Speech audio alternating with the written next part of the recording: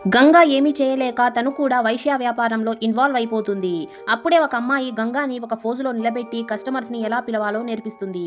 అప్పుడే గంగాని చూసిన ఒక వ్యక్తి లోపలికి పిలుచుకొని వెళ్లి తన పని అయిపోయాక షీలాకి డబ్బులు ఇచ్చి వెళ్ళిపోతాడు. దాంతో షీలా గంగాని పిలిస్తే దానికి గంగా ఈ రోజు నుంచి నా పేరు గంగా కాదు, సేట్ నాకు కొత్త పేరు ఇచ్చాడు, ఆ పేరు గంగు. అలాగే కొన్ని రోజుల్లోనే నేను ఈ మొత్తం కమాటిపురాన్ని ఏలేస్తాను అని సేట్ అన్నాడు అని అంటుంది. ఇది విన్న షీలా ఆంటీ నవ్వి సేటు పిచ్చివాడైపోయి ఉంటాడులే అని అంటుంది. అప్పుడే షీలా ఆంటీ గంగాకి డబ్బులు ఇస్తే ఆమె ఆ నోట్ ని కాల్ చేస్తుంది. దాంతో షీలా ఏం చేస్తున్నావు అని అడిగితే నేను పాత గంగాని కాల్ చేస్తున్నాను, నాకు ఆకలి వేస్తుంది షీలా ఆంటీ అని చెప్పి లోపలికి వెళ్ళిపోతుంది. ఈ విధంగా గంగా గంగులాగా మారి వైశ్య వృత్తిలో చేరిపోతుంది. ఒక రోజు గంగు తనతో ఉన్న అమ్మాయిని సినిమాకి తీసుకుని వెళ్లి అందరినీ రెడీ అవ్వమని చెప్తుంది. అప్పుడే షీలా వచ్చి మీరందరూ వెళ్ళిపోతే కస్టమర్స్ కి నేనేం చెప్పాలి అని అంటే దానికి గంగు వారంలో ఒక రోజైనా మాకు లీవ్ లేదా అని చెప్పి అమ్మాయిలందరినీ తీసుకుని సినిమాకి వెళ్ళిపోతుంది. సినిమా థియేటర్ దగ్గర ఒక అబ్బాయి వీళ్ళని బలవంతం చేయబోతే గంగు అతన్ని బాగా కొడుతుంది. ఆ తర్వాత వీళ్ళంతా వచ్చి నిద్రపోతూ ఉంటారు.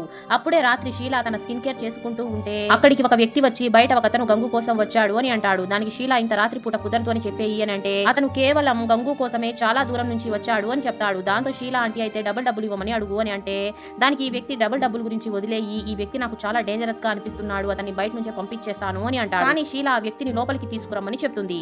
ఆ తర్వాత ఏమైందో తెలుసుకోవాలంటే పార్ట్ 3 అని కామెంట్ చేసేయండి.